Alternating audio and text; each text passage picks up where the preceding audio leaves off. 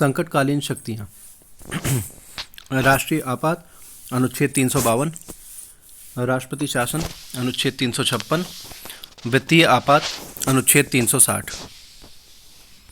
राष्ट्रीय आपात अनुच्छेद 352, उद्घोषणा की परिस्थितियाँ। राष्ट्रपति निम्नलिखित 3 परिस्थितियों में राष्ट्रीय आपात की घोषणा कर सकता है। पहला युद्ध, दूसरा बाह्य आक्रमण, तीसरा सशस्त्र विद्रोह। मूल संविधान में सशस्त्र विद्रोह शब्दावली नहीं थी। इसके स्थान पर आंतरिक अशांति शब्दावली थी। 44वें संशोधन में आंतरिक अशांति शब्द को हटाकर सशस्त्र विद्रोह शब्द लिख दिया गया। उद्घोषणा घटना घटित होने पर या घटना की संभावना मात्र से की जा सकती है।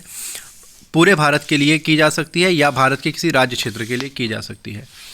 उद्घोषणा कैबिनेट की लिखित सलाह से ही की जा सकती है। यह स्मरण रहे कि पहले कैबिनेट शब्द का प्रयोग संविधान में कहीं भी नहीं किया गया था। 44वें संशोधन में इसे अनुच्छेद 352 में जोड़ा गया। असद्भावनापूर्ण होने पर उद्घोषणा का पुनर्विलोकन किया जा सकता है। उद्घोषणा की अवधि। उद्घोषणा की अधिकतम अवधि 1 माह होगी, लेकिन यदि इसी बीच संसद विशेष बहुमत से उद्घोषणा का अनुमोदन कर देती है तो यह अवधि अगले 3 माह के लिए बढ़ जाएगी।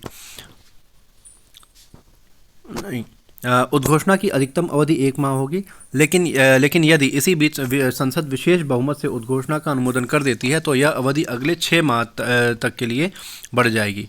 यदि 6 माह के अंतराल पर उद्घोषणा को संसदीय अनुमोदन प्राप्त होती रही तो यह अवधि अनिश्चित काल के लिए बढ़ाई जा सकती है। यदि उद्घोषणा काल में लोकसभा का विघटन हो जाता है तो उद्घोषणा तभी जारी रह सकेगी जब राज्यसभा उद्घोषणा का तुरंत अनुमोदन करे। जब नई लोकसभा गठित हो जाए तो वह अपने गठन से 30 दिन के भीतर उद्घोषणा का अनुमोदन करेगा। उद्घोषणा का प्रभाव। पूरे देश की संवैधानिक मशीनरी इकहरी हो जाएगी। राज्य सरकारों को भंग तो नहीं किया जाएगा, लेकिन उनकी सारी शक्तियां केंद्रीय नियंत्रण में आ जाएंगी। केंद्र और राज्य के बीच शक्तियों का वितरण करने वाली 7वीं अनुसूची निलंबित हो जाएगी। राज्य सूची के विषय पर कानून बनाने का अधिकार केंद्र को मिल जाएगा। मौलिक अधिकारों पर प्रभाव। राष्ट्रीय आपात की उद्घोषणा होते ही अनुच्छेद 358 तुरंत लागू हो जाएगा और यह अनुच्छेद 19 के मूल अधिकारों को छीन लेगा। अर्थात सबकी बोलती बंद कर दी जाएगी, यहाँ तक कि प्रेस को भी सेंसर कर दिया जाएगा, अर्थात प्रतिबंधित कर दिया जाएगा। अन्य मौलिक अधिकारों के संबंध में अनुच्छेद 359 लागू किया जाएगा। इसमें राष्ट्रपति को यह उल्लेख करना पड़ेगा कि नागरिकों के अमुक अधिकार छीने जाते हैं, लेकिन अनुच्छेद 20 व 21 को नहीं छीना जा सकता। उद्घोषणा अब तक कितनी बार? अब तक 3 बार राष्ट्रीय आपात की उद्घोषणा की जा चुकी है। पहला 1962 से लगातार 1968 तक रही, क्योंकि 1962 ईस्वी में चीन के साथ और सन 1965 में पाकिस्तान के साथ भारत का युद्ध हुआ था। दूसरा 1971 से 1975 ईस्वी तक लगातार 1971 ईस्वी में भारत पाक युद्ध हुआ था। तीसरा 1975 से लगातार 1977 तक आंतरिक अशांति के आधार पर। राष्ट्रपति शासन अनुच्छेद 356। पहला उद्घोषणा की परिस्थितियाँ। जब राष्ट्रपति को राज्यपाल या किसी अन्य सूत्र से यह सूचना मिलती है कि राज्य सरकार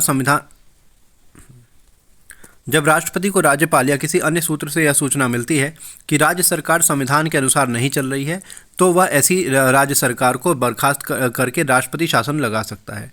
ऐसा अधिकार राष्ट्रपति को इसलिए मिल जाता है कि अनुच्छेद 355 में कहा गया है कि यह केंद्र सरकार का दायित्व है कि वह राज्य सरकारों को संविधान के अनुसार चलना सुनिश्चित करे। अनुच्छेद 256 और 257 के अंतर्गत केंद्र सरकार राज्य सरकारों को यह कार्यपालकीय अनुदेश देती है कि राज्य सरकार राज्य में लागू केंद्रीय विधियों का अनुपालन सुनिश्चित करे। राज्य सरकार का कोई कार्यपालकीय कृति राज्य सरकार की कोई कार्यपालकीय कृति केंद्र सरकार के कार्यपालकीय कृति में बाधा न पहुंचाए। राज्य सरकार राष्ट्रीय राजमार्गों की रक्षा करे, केंद्रीय महत्व के संचार साधनों का विकास करे। यदि राज्य सरकार इन कार्यपालकीय निर्देशों का पालन करने में विफल रही तो ऐसी राज्य सरकार को बर्खास्त करके राष्ट्रपति शासन लगा दिया जाएगा। यदि विधानसभा चुनाव में किसी भी दल को बहुमत न प्राप्त हो और राज्यपाल ने सरकार बनाने की संभावनाओं को टटोल कर यह घोषित कर दिया हो कि राज्य में सरकार नहीं बनाई जा सकती और न ही नया चुनाव कराने से कोई लाभ होगा, इस स्थिति में भी राष्ट्रपति शासन लगाया जा सकता है। राष्ट्रपति शासन की अवधि। राष्ट्रपति शासन की अवधि 2 माह होगी, लेकिन इस अवधि के अंदर संसद राष्ट्रपति शासन का अनुमोदन कर देती है तो यह अवधि 6 महीने के लिए बढ़ जाएगी। यदि इसी तरह संसद 6 माह के अंतराल पर राष्ट्रपति शासन का अनुमोदन करती रहे तो यह अवधि अधिकतम 3 वर्ष के लिए बढ़ाई जा सकती है। लेकिन यदि अवधि को 1 वर्ष से अधिक समय के लिए बढ़ाया जाता है तो निर्वाचन आयोग को यह प्रमाण पत्र देना होगा कि राज्य में चुनाव कराने लायक स्थिति नहीं है। यदि राष्ट्रपति शासन को 3 वर्ष से अधिक समय के लिए बढ़ाना है तो ऐसा तभी हो सकता है जब संविधान संशोधन किया जाए। राष्ट्रपति शासन का प्रभाव। राज्य सरकार तुरंत बर्खास्त कर दी जाएगी। इसकी शक्तियों का प्रयोग राष्ट्रपति के एजेंट के रूप में राज्यपाल करने लगेगा। राज्य के लिए बजट भी केंद्र सरकार या संसद पारित करेगी। राज्य की विधानसभा भंग भी कर दी जा सकती है। इसे निलंबित भी रखा जा सकता है। पहले राष्ट्रपति शासन लगते ही विधानसभा को भंग कर दिया जाता है। पहले राष्ट्रपति शासन लगते ही विधानसभा को भंग कर दिया जाता था, लेकिन 1993 के बोंगई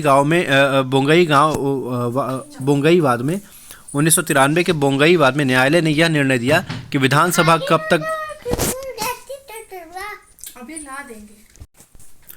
पहले राष्ट्रपति शासन लगते ही विधानसभा को भंग कर दिया जाता था, लेकिन 1993 के बोंगई वाद में न्यायालय ने निर्णय दिया कि विधानसभा कब तक भंग न की जाए जब तक 2 महीने के भीतर राष्ट्रपति शासन को संसदीय अनुमोदन न प्राप्त हो जाए। राष्ट्रपति शासन का मौलिक अधिकारों पर कोई प्रभाव नहीं पड़ता।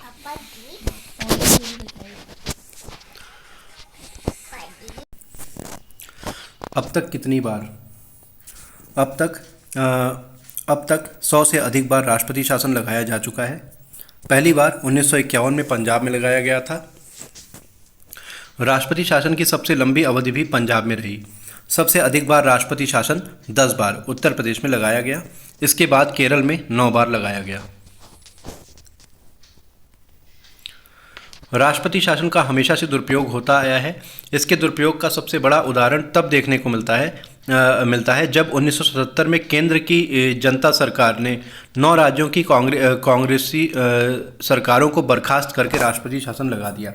1980 ईस्वी में जब इंदिरा गांधी ने केंद्र में अपनी सरकार बनाई तो उन्होंने इसका बदला लेते हुए 9 राज्यों की जनता सरकारों को बर्खास्त कर दिया। इस तरह अनुच्छेद 356 और राज्यपाल का पद राज्यों के लिए पीड़ादायक ही रहा। राजमन्नार आयोग ने तो राज्यपाल के पद को समाप्त करने की ही सिफारिश कर दी थी।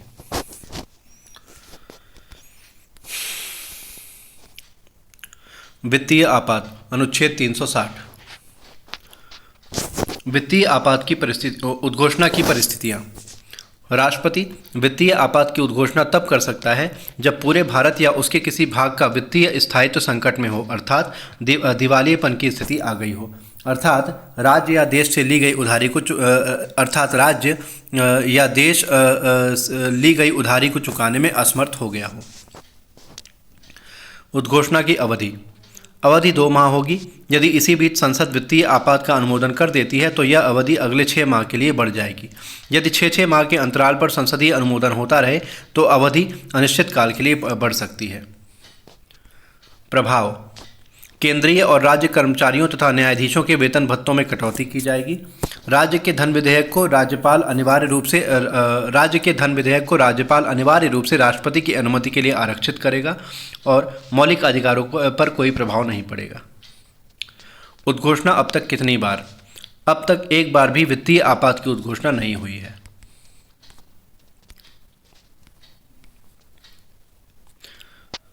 राष्ट्रीय आपात, राष्ट्रपति शासन और वित्तीय आपात।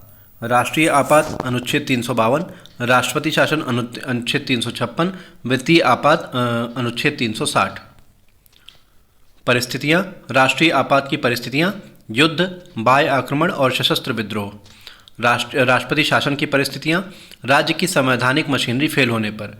वित्तीय आपात की परिस्थितियाँ, वित्तीय अस्थायित्व या दिवालियापन।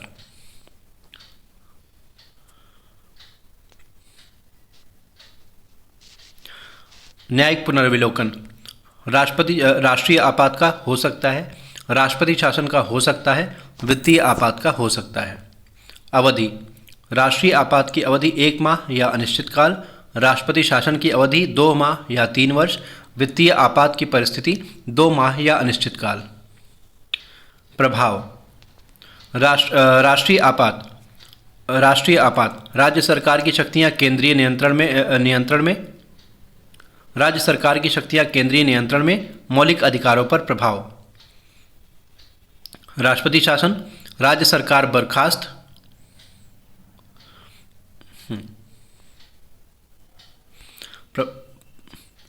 प्रभाव, राष्ट्रीय आपात, राज्य सरकार की शक्तियां केंद्रीय नियंत्रण में, राष्ट्रपति शासन, राज्य सरकार बर्खास्त। वित्तीय आपात का प्रभाव, कर्मचारियों एवं न्यायाधीशों के वेतन भत्तों में कटौती। मौलिक अधिकारों पर प्रभाव, राष्ट्रीय आपात, मौलिक अधिकारों पर प्रभाव। राष्ट्रीय आपात, अनुच्छेद 20 और 21 को छोड़कर सभी छीने जा सकते हैं। राष्ट्रपति शासन, कोई प्रभाव नहीं। वित्तीय आपात, कोई प्रभाव नहीं। अब तक कितनी बार? राष्ट्रीय आपात 3 बार, राष्ट्रपति शासन 100 से अधिक बार, सबसे अधिक यूपी में, सबसे पहले पंजाब में, और वित्तीय आपात 1 बार भी नहीं।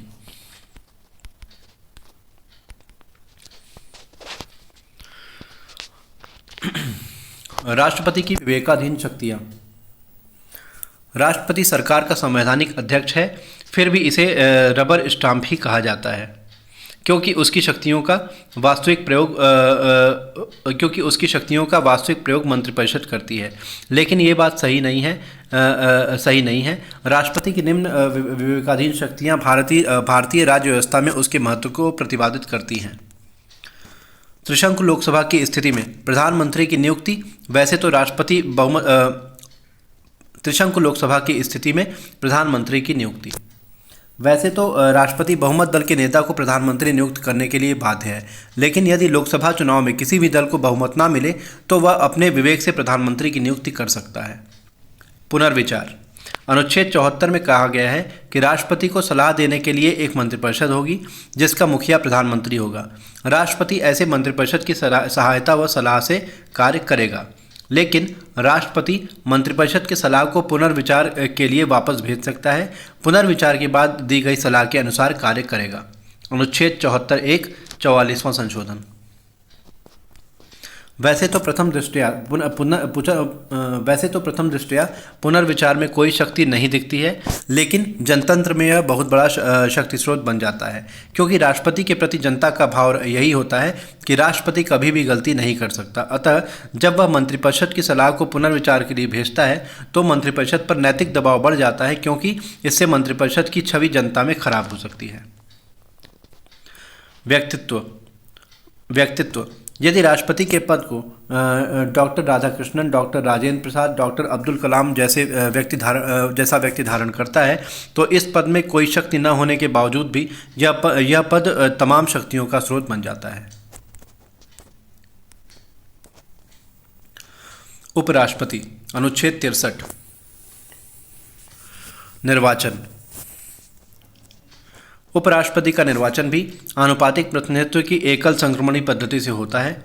संसद के दोनों सदनों के सभी निर्वाचित और मनोनीत सदस्य उपराष्ट्रपति का निर्वाचन करते हैं। कौन उम्मीदवार बन सकता है? जो राज्यसभा का सदस्य बनने की योग्यता रखता हो, लेकिन आयु 35 वर्ष से कम न हो, जिसके नाम का प्रस्ताव 20 मतदाताओं ने किया हो और 20 मतदाताओं ने इस प्रस्ताव का अनुमोदन भी किया हो, जिसने निर्वाचन कार्यालय में 15,000 की जमानत राशि जमा कर दी हो। पदावधि और हटाया जाना 5 वर्ष होगी,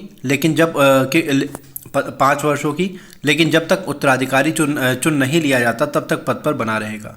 5 वर्ष से पहले भी यदि राज्यसभा साधारण बहुमत से हटाए जाने का प्रस्ताव पारित कर देती है और लोकसभा इस प्रस्ताव का अनुमोदन कर देती है तो उपराष्ट्रपति को अपना पद छोड़ना पड़ेगा। शपथ राष्ट्रपति के समक्ष लेता है। इस्तीफा राष्ट्रपति उपराष्ट्रपति को और उपराष्ट्रपति राष्ट्रपति को इस्तीफा देता है। वेतन अपने पद का वेतन नहीं पाता, सभापति के पद का वेतन पाता है जो 4 लाख है। पद रिक्ति यदि मृत्यु, हटाए जाने या अन्य किसी कारण से पद रिक्ति होती है तो हर हाल में 6 महीने के भीतर चुनाव करा लिया जाएगा।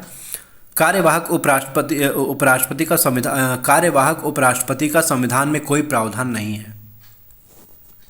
कार्य एवं शक्तियाँ राज्यसभा का सभापतित्व करता है। राष्ट्रपति के न रहने पर कार्यवाहक राष्ट्रपति का कार्य करता है। इस दौरान वह राष्ट्रपति के वेतन भत्ते पाता है, सभापति का नहीं, क्योंकि वह इस दौरान सभापतित्व नहीं करता। मंत्रिपरिषद मंत्रिमंडल या कैबिनेट मंत्री, राज्य मंत्री और उपमंत्री। मंत्रिपरिषद के 3 भाग होते हैं, मंत्रिमंडल या कैबिनेट मंत्री, दूसरा राज्य मंत्री और तीसरा उपमंत्री। मंत्रिमंडल या कैबिनेट मंत्री, विभागाध्यक्ष। राज्य मंत्री 2 प्रकार के होते हैं, स्वतंत्र प्रभार वाले राज्य मंत्री और कैबिनेट के अधीन राज्य मंत्री, और तीसरा उपमंत्री। मंत्रियों के समूह को मंत्रिपरिषद कहा जाता है। मंत्रिपरिषद में जो मंत्री अपने विभागों के अध्यक्ष होते हैं उन्हें मंत्रिमंडल या कैबिनेट कहा जाता है। कैबिनेट मंत्री ही सारे निर्णय लेते हैं, इसलिए संसदीय सरकार को कैबिनेट गवर्नमेंट भी कहा जाता है। मंत्रिपरिषद का गठन अनुच्छेद 75। सबसे पहले राष्ट्रपति बहुमत दल के नेता को प्रधानमंत्री नियुक्त करता है, फिर प्रधानमंत्री की सलाह पर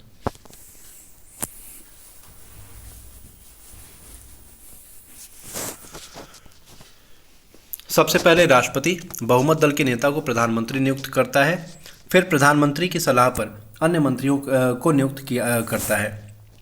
इस तरह प्रधानमंत्री और मंत्री का न तो चयन होता है न ही चुनाव, वरन इनकी नियुक्ति होती है। वैसे तो राष्ट्रपति किसी भी व्यक्ति को प्रधानमंत्री या मंत्री नियुक्त कर सकता है, लेकिन ऐसे नियुक्त व्यक्ति को 6 महीने के भीतर लोकसभा या राज्यसभा की निर्वाचित या मनोनीत सदस्यता लेनी होगी। मंत्रियों के पदों का बंटवारा प्रधानमंत्री करता है। क्या राज्यसभा का सदस्य प्रधानमंत्री हो सकता है? हाँ, हो सकता है, लेकिन बेहतर यही माना जाता है कि वह लोकसभा का सदस्य हो। वह पूरे देश की जनता का नेता होता है, इसलिए उसे जनता के सदन का ही नेता होना चाहिए। प्रधानमंत्री इंदिरा गांधी राज्यसभा की ही सदस्य थी। डॉक्टर मनमोहन सिंह अपने दोनों कार्यकाल में राज्यसभा के सदस्य थे। मंत्रिपरिषद का आकार 91वें संशोधन के द्वारा मंत्रिपरिषद का आकार लोकसभा की कुल सदस्य संख्या का 15% निर्धारित किया गया है, अर्थात कुल 82-83 मंत्री हो सकते हैं। मंत्रिपरिषद की बैठक। मंत्रिपरिषद का अध्यक्ष प्रधानमंत्री होता है, अतः वही मंत्रिपरिषद की बैठकों की अध्यक्षता करता है। मंत्रिपरिषद के बैठक में केवल कैबिनेट मंत्री ही भाग लेता है। स्वतंत्र प्रभार का मंत्री तभी भाग ले सकता है जब उसके विभाग से संबंधित विषय पर चर्चा होनी हो। मंत्रिपरिषद एक परिवार या निकाय की भांति कार्य करता है, अर्थात सामूहिक निर्णय लेती है। मामला किसी विभाग का हो, कैबिनेट मंत्री मिलकर निर्णय लेते हैं। उत्तरदायित्व अनुच्छेद 75। व्यक्तिगत उत्तरदायित्व राष्ट्रपति के प्रति, सामूहिक उत्तरदायित्व लोकसभा के प्रति। मंत्री राष्ट्रपति के प्रसाद पर्यंत कार्य करते हैं, अर्थात व्यक्तिगत रूप से राष्ट्रपति के प्रति उत्तरदायी होते हैं, अतः राष्ट्रपति जब चाहेगा तब अवांछित मंत्री से इस्तीफा ले सकेगा। सामूहिक उत्तरदायित्व लोकसभा के प्रति होता है, जो एक साथ डूबेंगे एक साथ तैरेंगे के सिद्धांत पर आधारित होता है। इसलिए यदि लोकसभा एक भी मंत्री के प्रति अविश्वास व्यक्त कर दे तो पूरी मंत्रिपरिषद को इस्तीफा देना पड़ता है। मंत्रिपरिषद के इस्तीफा देने के बाद राष्ट्रपति मंत्रिपरिषद को नई सरकार के बनने तक पद पर बने रहने के लिए कहता है। ऐसी सरकार को ही काम चलाऊ सरकार या केयर टेकर गवर्नमेंट कहा जाता है। ऐसी सरकार कोई नीतिगत निर्णय नहीं ले सकती। प्रधानमंत्री का कर्तव्य अनुच्छेद 78। संसदीय सरकारों को प्रधानमंत्री की सरकार भी कहते हैं क्योंकि वह बहुत शक्तिशाली होता है। उसके शक्तिशाली होने के कई कारण होते हैं। मंत्रिपरिषद का अध्यक्ष होता है, समानों में प्रथम होता है मॉर्ले के अनुसार, शासन की धुरी होता है लास्की के अनुसार, वह सूर्य होता है जिसके चारों ओर मंत्री रूपी ग्रह चक्कर लगाते हैं जेनिंग्स के अनुसार, और संसदीय दल का नेता होता है। प्रधानमंत्री के राष्ट्रपति के प्रति कुछ कर्तव्य हैं। पहला, मंत्रिमंडल ने जो भी विधायी या प्रशासनिक निर्णय लिए हैं उसकी जानकारी राष्ट्रपति को देगा, अनुच्छेद 78A के अंतर्गत। राष्ट्रपति जो भी जानकारी मांगेगा उसे देगा, अनुच्छेद 78(2) के अंतर्गत। यदि किसी मंत्री ने कोई व्यक्तिगत निर्णय ले लिया है तो राष्ट्रपति के कहने पर प्रधानमंत्री उस निर्णय को मंत्रिपरिषद की बैठकों में रखवाएगा, 78(3) के अंतर्गत। महान्यायवादी या अटॉर्नी जनरल, अनुच्छेद 76। नियुक्ति राष्ट्रपति करता है। योग्यताएं, सर्वोच्च न्यायालय का न्यायाधीश बनने की योग्यता होनी चाहिए। पदावधि और हटाया जाना। महान्यायवादी राष्ट्रपति के प्रसाद पर्यंत पद धारण करता है, इसलिए राष्ट्रपति जब तक चाहेगा पद पर बना रहेगा, जब चाहेगा हटा देगा। वेतन संचित निधि पर भारित व्यय नहीं होता, यह राष्ट्रपति के प्रसाद पर निर्भर होता है। कार्य एवं शक्तियाँ। भारत का प्रथम विधि अधिकारी होता है, अतः भारत सरकार को विधि संबंधी मामलों में सलाह देता है। इसे भारत के सभी न्यायालयों में सुनवाई का अधिकार होता है। संसद या इसकी समितियों की बैठक में भाग ले सकता है, बोल सकता है, लेकिन वोट नहीं दे सकता। नोट, सॉलिसिटर जनरल भी विधि अधिकारी होता है। सॉलिसिटर जनरल अर्थात महायाचक या न्यायाभिकर्ता, एडवोकेट जनरल, महाधिवक्ता, महान्यायाभिकर्ता, और एडवोकेट जनरल मतलब महाधिवक्ता। राज्य की कार्यपालिका, भाग 6, अनुच्छेद 152 से 167। नाम मात्र की कार्यपालिका राज्यपाल, वास्तविक कार्यपालिका मुख्यमंत्री के नेतृत्व वाली मंत्रिपरिषद। जिस तरह केंद्र की कार्यपालिका शक्ति का संवैधानिक अध्यक्ष राष्ट्रपति होता है, उसी तरह राज्य की कार्यपालिका शक्ति का संवैधानिक अध्यक्ष राज्यपाल होता है। अर्थात राज्यपाल की कार्यपालिका शक्ति राज्यपाल में निहित होगी, लेकिन इसका प्रयोग वह मंत्रिपरिषद की सलाह व सहायता से करेगा। अनुच्छेद 153 में कहा गया है कि प्रत्येक राज्य का एक राज्यपाल होगा।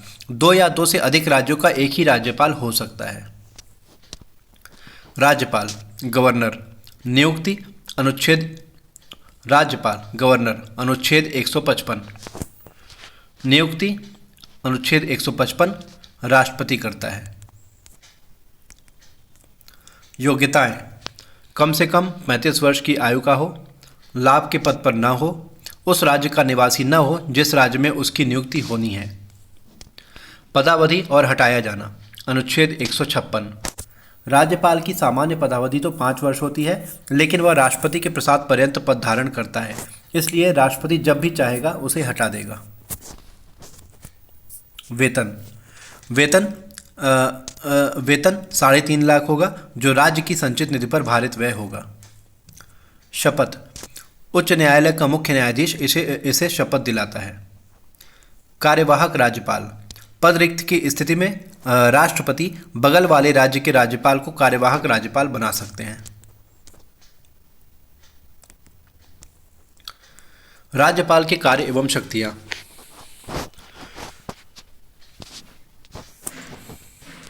मंत्रिपरिषद की सलाह से प्रयोग की जाने वाली शक्तियां। राज्यपाल अपनी इन प्रशासनिक शक्तियों के अंतर्गत मुख्यमंत्री, मंत्री, महाधिवक्ता, जिला जज इत्यादि की नियुक्ति करता है और इन्हें हटाता भी है। राष्ट्रपति की तरह राज्यपाल को भी क्षमादान की सारी शक्तियां प्राप्त हैं, लेकिन राज्यपाल मृत्युदंड को क्षमा नहीं कर सकता। राष्ट्रपति की तरह राज्यपाल भी सदनों के सत्र में न रहने पर अध्यादेश जारी कर सकता है। राज्यपाल का अध्यादेश अनुच्छेद 213 में है। इसके भी अध्यादेश की अधिकतम अवधि 6 माह 6 सप्ताह है। राज्यपाल के पास सैन्य और वैदेशिक शक्तियां नहीं होगी। विवेकाधीन शक्तियां। राज्यपाल राज्य विधेयकों को राष्ट्रपति की अनुमति के लिए आरक्षित कर सकता है। अनुच्छेद 200 के अंतर्गत राज्यपाल की अनुशंसा या सिफारिश पर राज्यों में राष्ट्रपति शासन लगाया जाता है। यदि विधानसभा के चुनाव में किसी दल को बहुमत प्राप्त न हो, अर्थात त्रिशंकु विधानसभा की स्थिति हो, तो राज्यपाल किसी भी दल के नेता को मुख्यमंत्री नियुक्त कर सकता है। असम का राज्यपाल वहां के जिला परिषदों के लिए वह रकम अवधारित करेगा जो उस क्षेत्र के खनिजों के स्वामित्व से प्राप्त होती है। यह स्मरण रहे कि असम में जनजातीय इलाकों के प्रशासन के लिए जिला परिषदें स्थापित की जाती हैं।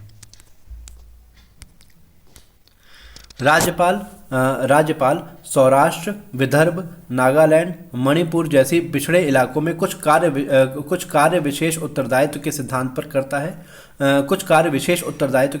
करता है। यहाँ वह राष्ट्रपति का एजेंट होता है। राज्यपाल सौराष्ट्र, विदर्भ, नागालैंड, मणिपुर जैसे पिछड़े इलाकों में कुछ कार्य विशेष उत्तरदायित्व के सिद्धांत पर करता है।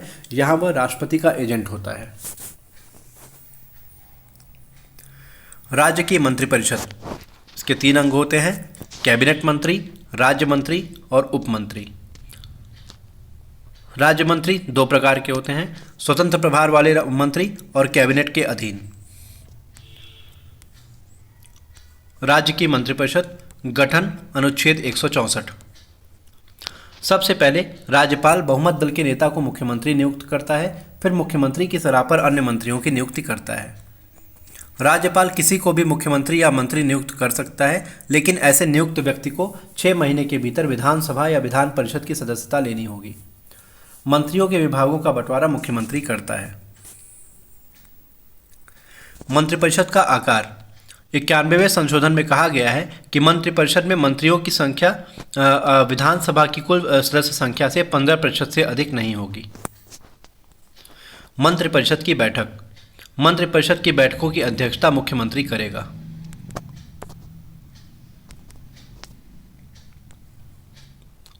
केंद्र महान्यायवादी अटॉर्नी जनरल, राज्य महाधिवक्ता एडवोकेट जनरल। मंत्रिपरिषद का उत्तरदायित्व। व्यक्तिगत उत्तरदायित्व, सामूहिक उत्तरदायित्व। व्यक्तिगत उत्तरदायित्व राज्यपाल के प्रति होगा, अतः राज्यपाल कभी भी इस्तीफा ले सकता है। सामूहिक उत्तरदायित्व विधानसभा के प्रति होगा, अतः विधानसभा एक भी मंत्री के विरुद्ध अविश्वास प्रस्ताव पारित कर दे तो पूरी मंत्रिपरिषद को इस्तीफा देना होगा। मुख्यमंत्री का कर्तव्य। अनुच्छेद 167। मुख्यमंत्री का कर्तव्य होगा कि वह मंत्रिपरिषद द्वारा लिए गए निर्णयों की जानकारी राज्यपाल को देगा। अनुच्छेद 167A के अंतर्गत राज्यपाल जो भी जानकारी मांगेगा वह उसे देगा। 167(2) के अंतर्गत यदि किसी मंत्री ने कोई व्यक्तिगत निर्णय ले लिया है तो राज्यपाल के कहने पर मुख्यमंत्री उस निर्णय को मंत्रिपरिषद की बैठक में रखवाएगा। 167(3) के अंतर्गत। महाधिवक्ता एडवोकेट जनरल। अनुच्छेद 165। नियुक्ति राज्यपाल करता है। योग्यता उच्च न्यायालय के न्यायाधीश बनने की योग्यता रखता हो। पदावधि या हटाया जाना।